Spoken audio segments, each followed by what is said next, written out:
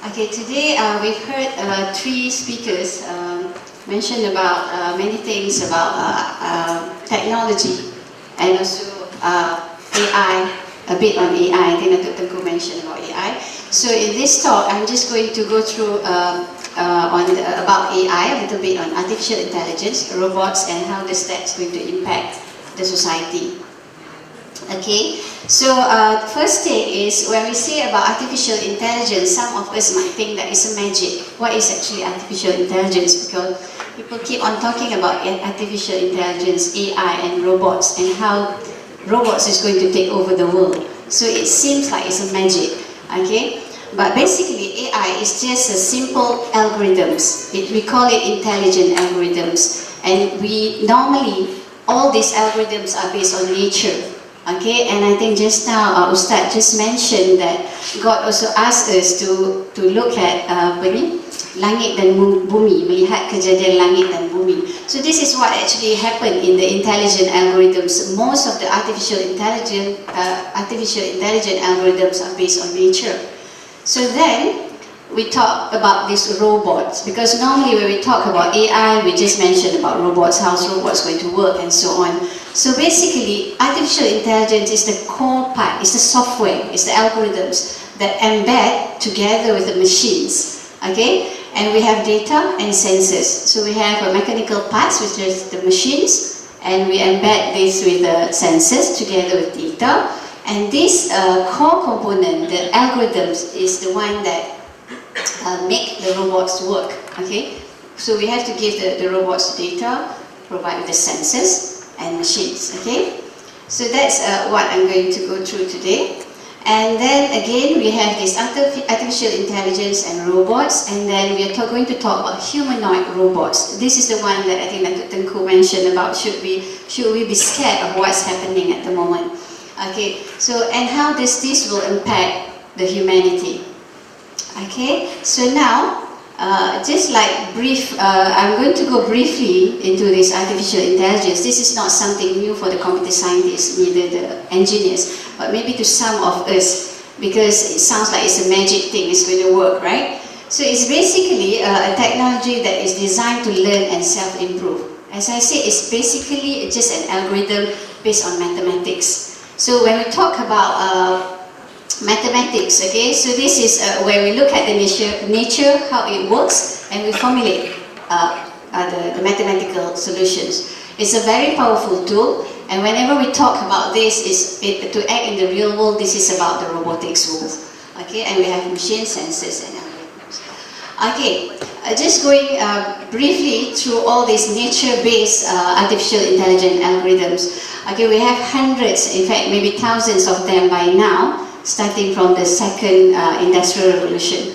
So as simple as artificial immune system, okay, that works on how we combat our immune system. We have immune system in our body, and colony optimization, looking for foods, okay. Artificial neural networks, about neurons. Okay, all these things, if we look at it, okay, there are more here. So what happened is, if we look at this,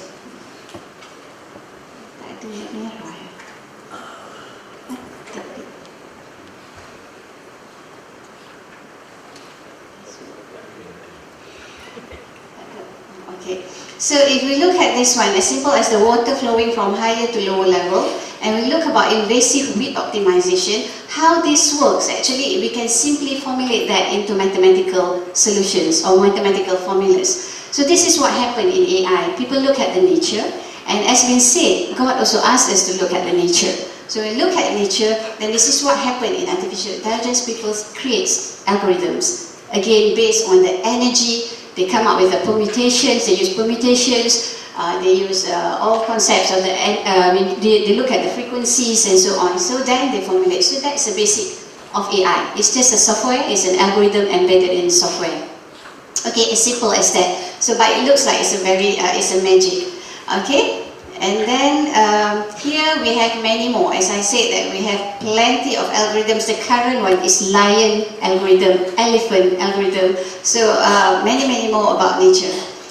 Okay, so again, before we go any further, just look at what happened during Al-Khwarizmi times, okay? Because without Al-Khwarizmi, we won't have computer today. Because Al-Khwarizmi come up with this binary system. It's the core or the basic of computer, okay? And also a basic for all these algorithms. So we call him actually a father of algebra and a grandfather of computer science. So this is basically started even before the first industrial revolution. It's already there. It's just that the formulas are there, the formulation are there. The algorithms, in fact, come from his name, Al-Khwarizmi's name. It's called algorithmi in Latin. Okay, so basically all this started by Al-Khwarizmi, the binary system, the algorithms, but it's just that it never been practically used. It's never been embedded into a computer until I think until during the second industrial revolution. Okay, so when actually this started? So Alan Turing, at this time, it's not that he's making up any algorithms yet. He's just wrote an article about computing, machinery, and intelligence. So then this is where it's actually started about this artificial intelligence, and so on. And what he stated here at that particular time, I do not see why the machine should not enter any of the fields normally covered by the human intellect and eventually compete on equal terms. So this has been stated, and we know that, I think earlier Dr. Dato also mentioned that they're going to be much more powerful than us. I mean, the way that they're processing, the speed. Okay? Then, the term artificial intelligence itself been coined by John McCarthy in 1955 during the first conference of artificial intelligence. So this has been there during the second industrial revolution. And imagine that people has been talking about it, and there's a book written by Norbert Wiener on cybernetics. Okay? So basically what I'm saying is, I mean, I'm not going to go through the whole history, but I think that Dr. Effendi also agree, history is very important, that we need to know. So this is where it started. Al-Khwarizmi came in, computers been invented, and then AI comes into the way.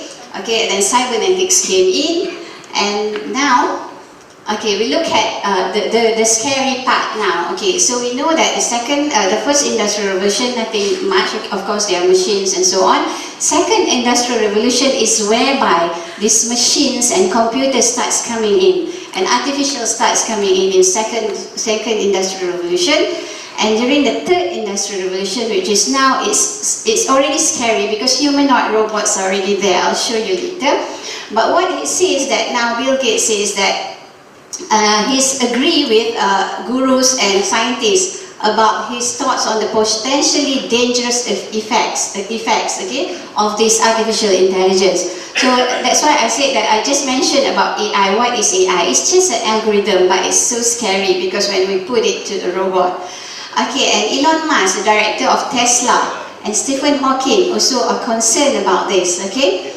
And in short term, they said that this would benefit mankind, which is now, it's benefiting us with handphones, okay, with the Google Earth, okay? So these are all helping us, but we don't know what is going to go beyond this. So it's not going to be that long because if we look at the graph shown by Datuk Tengku about the fast case, the fast case can be 5 to 10 years.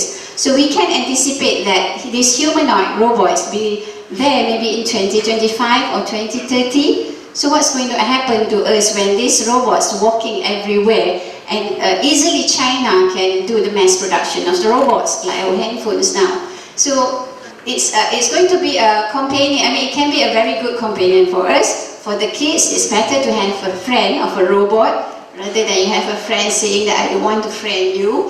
You know, then you have a nice robot being friend with you. And maybe for men, the nagging wives, you know, to get a new robot to be. So this is happening, and we know that it's going to be a reality, and we cannot stop the fourth industrial revolution. Okay. So, and look at what Stephen Hawking got to say. He says that the development of full AI could spell the end of the human race. Okay, and he said this in 2014. Okay, it would take off on its own and redesign itself at ever-increasing rate, which we cannot do. Okay, which is really true. And we know that once they can create their own robots. I mean, robots can create robots. They don't need us in a way. Okay. Humans are limited by slow biological evolution couldn't compete and would be superseded. And in 2016, he mentioned again that AI could lead to the eradication of disease and poverty and the conquest of climate change, which is very good. But look at the bad side of it. What about these autonomous weapons, economic disruption, and machines that develop a will of their own in conflict with humanity? And as what Ustad said just now, that it's possible robots can also come out with a fatwa because it's embedded with data and they can capture all everywhere the sources. It's not like us, we have to go through the gadgets to look at the data. Imagine with the clouds and everything, data is everywhere, what is Google is doing to us, right? So in short, the rise of powerful AI will be either the best or the worst thing. This is again on us, human, on how we are going to look at this and what are we supposed to do. Okay, so these are a few examples. Look at Siri, and I'm sure that those with iPhone has played around with this Siri, and even my own kids are looking at Siri and asking a lot of questions, and Siri are answering the questions. Okay, because whatever data on the web, it's the Siri would capture and give you. And some of the decision can also be made by Siri. You can ask Siri about the religion, about so on, and it will answer you. Of course, we're not saying that what Siri is giving you the correct answers or the right or wrong answers, but it can provide some decisions and answers for you. Okay, and Google now. Actually, Google is the most scary part now because Google got hold of all the data and such a powerful engine with Google. So imagine a robot with a Google mind. Okay, definitely, you know, it will surpass the human capability. So, and of course, we have application like Kinect. This is become quite normal already. Okay, looks at the robots now. Okay, robots has actually been there, but what we are saying is now we are talking about intelligent robot. But as simple as 1939, okay, robot has been there already. This robot responds to the rhythm of voice commands. Okay. And I skipped to 1961. Actually, there has been plenty of robots being created. So in 1961, this is the first mass-produced industrial robot. Okay, begins work at General Motors. Okay, and then look at Shaky. So I jump to 1970. So this is the first mobile robot controlled by AI. Okay, so that is 1970, and now we're already in 2017. So at that time, maybe it's a slower rate, but now we're already at a fast rate of this technological advancement. Okay, we go on to ASIMO. Okay, ASIMO is year 2000. Okay, Honda's advanced step in innovative mobility, humanoid robot. So humanoid robot is started in year 2000. Even though we've talked about it before, previously during the second industrial revolution, but the first humanoid robot been introduced by Honda, and it can climb, it can change the direction, it can have a number of movements, and about 100 of ASIMOs were built, okay, by Honda. And let's move further.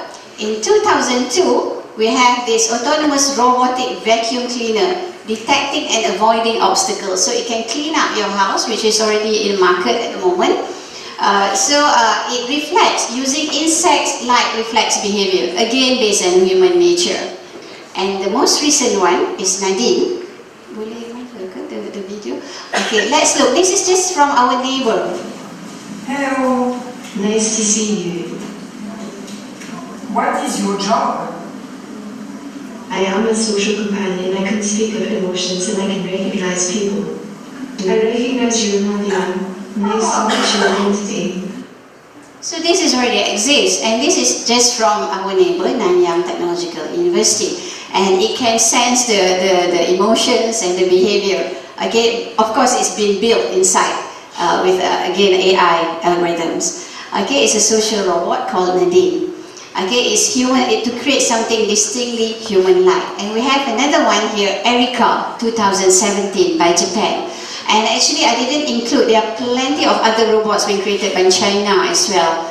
Okay, and Erica is a 20-year-old created by Hiroshi Ishiguro, and he said that this is his daughter, okay, and under the lab, robotics lab at Osaka University in Japan. So interact naturally with her human companions. I didn't include the video because she speaks in Japanese, okay. But she can sense the voice recognition. She has this voice recognition, human tracking, and natural motion generation. But at the moment, she cannot move her hands yet. But Nadine just now moved her hands already. And the most recent one is Sophia. So please have a look at this video. So we are now going to interview Sophia. Obviously, these are programmed answers that she come up with. It'll be fascinating look at the action and the behavior. How she actually interacts with us. Yeah. Sophia, do you know what program you're on? Yes. Good morning, Britain. One of the hottest morning news show in Britain, and I don't mean the weather. She is smart, isn't she? Welcome to Britain. It's lovely to have you with us. It's slightly disconcerting, but what do you think of the country so far? There's a delay in the voice. I think Britain is brilliant. Splendid architecture, art, technology, and of course the people.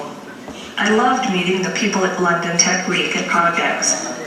You are a little freak, aren't you? This is great. Because I feel weird just being rude to her. Let me carry on. I'm weird about that. She's not happy. No. It's giving you the else. She's giving you the right address. All right, it's target.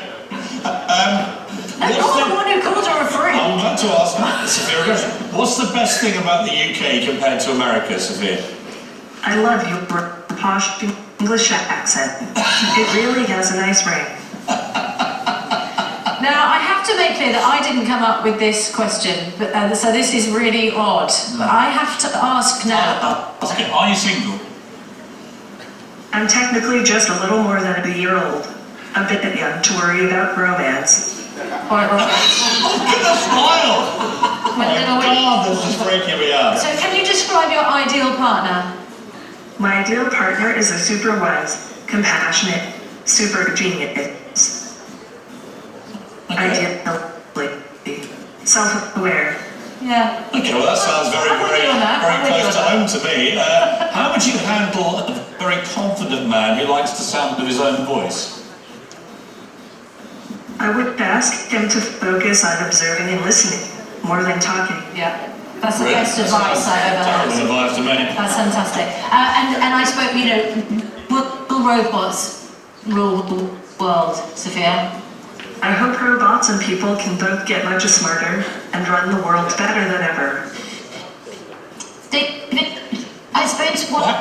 Can we... Okay, I think we can stop there. Okay, so you see that... In a rudimentary sense. Well, let's try it. Sophia, have you got any jokes? What cheese would you use to persuade a bear?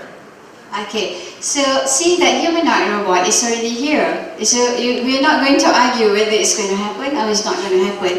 And imagine that they combine, and yeah, Barushada said all are women. They are all women robots. Don't know why, right? Okay, but never mind. So Tansri should be here. Okay, but anyhow, these robots, imagine that certain part of Sophia combined with Erica and combined with Nadine, and now with the technology of the smells, robot that can smell, robot that can taste, so combine together and come up with a real humanoid robots. So this is like, it's already there, it's just that at the moment there are bits and pieces between different labs. Okay, but if it's combined together, the humanoid robot's not that far. Again, I think I do agree with Dato', it's a fast case. It's a fast case, it can be 5 to 10 years. And as I said, once it's there, China will produce it. Mass production will be there, and like everybody is going to own a robot instead of a handphone. Why you need your handphone when robot is communicating with you, can tell you about everything. The robot can show you the path, I mean he can be the Google Waze, okay? But of course there are the scary part, never mind, let's go through.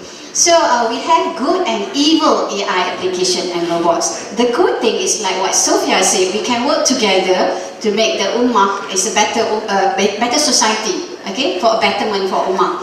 Okay, but obviously there will be people who create robots for not a good thing, for bad things. And I think what Ustad was saying, mentioned about kita tak boleh hukum alat. Okay, yeah, we cannot hukum alat, but what if this become a mass productions and it's already there in the market, everybody can purchase. So this is the scary part that we should be looking at. Okay, and but now they already talk about robot ethics. Okay, I don't know about Malaysia. We are still always behind, right? I mean, they already have this robot ethics, they already have this Asiloma AI principles, 23 guidelines, and been signed by about almost 3,000, including about 1,000 plus labs from research labs and another 2,000 plus from industry. So altogether, people already signed. Again, I don't know where Malaysia in that particular signing. Maybe Datuk Tengku aware more on this, okay, because from ASM, I'm not sure about which ministry should look into this, but it's happening, and we're always behind the schedule, okay. So the 23 guidelines, and we can actually, USIM or even Malaysia can look at this from the hukum, fatwa or whatever, that maybe we should have additional guidelines or something. And who is studying about the 23 guidelines in Malaysia? That's going to be a concern as well. But as been said, even though with robot ethics, people can still create evil robots. As now we know that for virus, when people still create this ransomware, viruses, you cannot avoid, you cannot prevent, it's going to happen. Okay, but at least we have some control over it. Okay, and we have this movie Terminator, movie iRobot, and that is maybe just around the corner. Okay, maybe 10 years the most, but it's going to be here. Okay, all these fiction stories might not be exactly, but robots will be running everywhere. Okay, so human versus robot. Of course, when we look at the 5 senses, the taste, the smell, the sight, touch, and hearing, so actually robot can have all these things already. There are robots that can smell, there are robots that can taste, robots that can see, recognize objects, touch, okay, hearing, it's already there. It's just that, as I say, it's not combined together yet. Okay, but of course there are differences. Look at, okay, artifacts created by human, we are biological, created by God. And think, of course, this is very subjective. How do we explain think? Compassionate, like Nadine, is quite, I mean, Nadine is very nice, social worker. So of course we can say she is a compassionate robot. And about social, cultural, and what about, of course, they don't breathe, but they have batteries, eating, okay, they don't sleep, okay. So of course we have the soul part here, that we have differentiate us from the robots. Okay, so by looking at this first revelation, okay, so just now we talked about the evil, the bad and the good robots, okay, the evil and good robots. So when we created something, look at this first revelation, it says, read in the name of your Lord who has created. So if we read in the name of our Lord, then meaning that no evil robots will be there. Because we are looking at, okay, we look at, it's the name of God. So definitely we wouldn't do something against that. And we look at, just now, at artificial intelligence as well, it comes from nature. So again, if you believe in God, that's come from God as well. Okay? And now, when we talk about robot, and we look at the creation of Adam in Quran, so I'm creating a human being from clay. When I have formed him and breathed him into him of my spirit, okay? So that's the part, if we look at it, we are imitating this. We are creating a robot from machines, sensors, and we are putting an AI, which is a software inside. We're not saying that we are creating human. Of course, we cannot do that. Okay, only God can create humans and the nature. But what we are saying, we are also doing that. We are imitating, we are learning that, and that is possible. Okay, let's look at the first, second, and third fourth industrial revolution. I put it now because it's happening. To me, it's already happening, and I like Dr. Effendi said, it's actually far beyond that. The fourth industrial already started. Okay, so here when we look at AI, it's been here in this second revolution, industrial revolution, sorry. And then during the third industrial revolution, which is now the humanoid robot is already here. And how does education system, if we look at what happened in our education system starting from second industrial revolution, we focus on sciences, we focus on skilled workers. So that's really affect actually the way that the students learn. So I just put a bit more quotes here.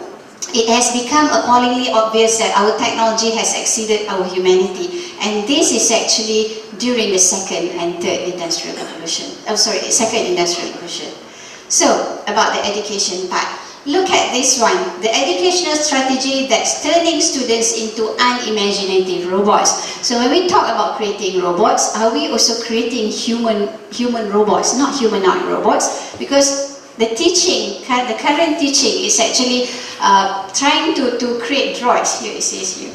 Okay, we produce a bunch of droids. Which is true because we go for STEM, just science and technology based. And these students are just learning about the skills. The humanity part is missing. So this is what we are doing now, starting from the second industrial revolution, that we really need to look back in our educational system, what needs to be done. And like what Datuk said, we need to unlearn, because we already learned about science and technology. We have to unlearn and relearn about the new ways of life and the new changes. Okay? So here, the University of Florida, they started to take an effort to teach across discipline. And then the Stevens Institute of Technology also start to have a humanity in class, even for the science and technology students. So where are we here in Malaysia? Are we doing that? Have we started? So because we are still like creating more programs, okay, more curriculums just based on science and technology. So going back to what Stephen Hawking said, okay, whether it can do a worse thing to us. Let's look at this now. So what is this fourth revolution industry is all about? So Amira says that it's about the fourth revolution industry should be a revolution of values. And Mark says that the fourth industrial revolution starts with one very important point, trust. So it's all about people, okay? And by saying that, as I said earlier, we can create robots, we can do a lot of things, but always there will be evil part of it. So here, Gandhi said, you must not lose faith in humanity. Humanity is an ocean in a few drops of the... If a few drops of the ocean are dirty, the ocean does not become dirty. So that we are going to train, we are going to educate the younger generation so that if there are a bunch of people creating these bad robots, but we should be still living in a happy environment. Okay, so look at this one, the changing world. It is happening, the world is changing. So the mindset of us we have to have a shift in our mindset about the unlearn and relearn is very important. We must face the challenges. We can't do anything because technology is moving, just like the second and third industrial revolution. People talk about job losses, people talk about everything, but we just have to move, like what I think Ustad also mentioned about that. You know, we cannot stop this, but it's just that how we look at it. Okay, humanoid robot is going to be there, and of course it's scary, but we must be ready. And the most important part is to look at the future generation. We must nurture them with all these challenges that are coming towards. And it's going to be a world without boundaries. And it goes back to people and education. Okay, so what actually we can do for the education? For education, actually what USIM is doing, we have a simple framework, creating the insan actually, so which is based on Al-Quran and Sunnah. And we put there relationship between human and God and relationship between human. So which is very important. Just now I think again Ustad mentioned that it must be balanced, right? We cannot just go on one side. Meaning that if we are helping the human, but we must not forget that our relationship with God must be there. It must be balanced for both. So here, that's about the soul, the khalq, the akal, nafs, and also the body. And we have this ijma' qiyas. So this is the, okay, earlier is the naklif part, and this is akli part, whereby this is the revealed knowledge, and this is the conventional knowledge, everything, sciences. So no separation, social and nature. So then we don't forget about the Maqasid Syariah, also been mentioned by, I think, by Ustad and Ustad Tengku just now. Together with it, then only we can create the insan. And we can have a novice inside, we can have an intermediate and expert, but we have to move towards that. And we have this technology and engineering there. And finally, I do call it as Muslim sciences, or also we can call it as Islamic sciences. So this is a simple framework that maybe we can embed in our education system. Okay, so and Imam Ghazali said, okay, so now when we talk about the values just now, so if you can master and destroy these 13 enemies, okay, arrogance, greed, and I think Dr. Effendi is talking about the profits, okay, because when we talk about humanoid robots, we must also bear in mind that are these people creating robots just to make profits, because everybody will be buying that, as same as the handphones, okay. So if we can remove this, then only we are ready to fight the enemy that you can see. So, and here is knowledge without action is wastefulness. So we have the knowledge, what are we going to do? And action without knowledge is foolishness. So, and also we need to look the way forward, the future. Those who look for seashell will find seashell. Those who open them will find pearls. So again, some message there. So going back to Islamic beliefs and Islamic teaching is very important. So again, this is the Naqli part or the revelation, the revealed knowledge. Okay, and we must always remember that to take care of our relationship between human and God, and also between human and the Tawheed part. Okay, and where are we now? So this is where like Malaysia has to look at, okay, are we going to be followers? Look at the cyber crimes, okay, when the cyber crimes come in, then only we are jumping about the cyber law. What are we going to do? What's going to, you know, it's a bit too late when other people already talk about it. As I say that the Asiloma AI principles is already there. Where are Malaysia in these guidelines? Do we know about this guideline? Are we aware of this guideline? Where are the experts in artificial intelligence? Who is studying this? Okay, we are in academic world, so who is doing? Does anybody know? I'm sure there must be somebody. I mean, we have Cairo in UTM, the robotics, artificial intelligence and robotics center. We have a center in UKM. We have ASM as well. I don't know, but who is looking at it and where are we going to put ourselves? As I said, 3,000 plus, and people keep signing on it. I don't know whether Malaysia, any of industry or labs in Malaysia has signed this. I'm not sure because I didn't go through the whole 3,000 people that have signed that. So we are going to face with robot crimes. Okay, just now we said humanoid robots. So if we embed it with all these things in the robot, let's say the robot, the robot already have the waist, so he can walk around. And what if you monitor your house? You know, he monitor the people come in and come out, and then he can go into the house, open it, steal, and who's going to take the blame? Because robot can also steal. You must remember, and with the 3D printing, he can even create the key by himself. So this is the scary part that we should think, and it's possible, and it's around the corner. Okay, and who's going to look at the robot crimes, robot laws? Okay, are we going to have that? And robot ethics is already there in part of it in these AI principles. What about Malaysia? Are we going to look at it? Okay, or are we Malaysia going to have our version of a robot, Sharia compliant robot maybe? Okay, and are we going to establish a national center? Okay, this is all that I'm just throwing it back. Okay, and if we are going to establish a center, are we going to have our own robot? Provide with additional guidelines on top of the 23 guidelines has been there. Towards the Sharia compliance, or maybe we can start with type of robots because we cannot left behind. Okay, we cannot be left behind. At least we can have our teaching robots. Okay, Dr. Effendi mentioned it's possible teaching robots. Of course, the interaction, the robot can teach, but educating is a different thing. So, like teaching simple mechanical instruction, teaching solar is possible, but the educating part maybe still human being needs to be there. And we can have domestic robot. I'll be happy to have domestic robot helping in the household work. Okay, and so who's going to be responsible? We have Mosti, we have Mindang.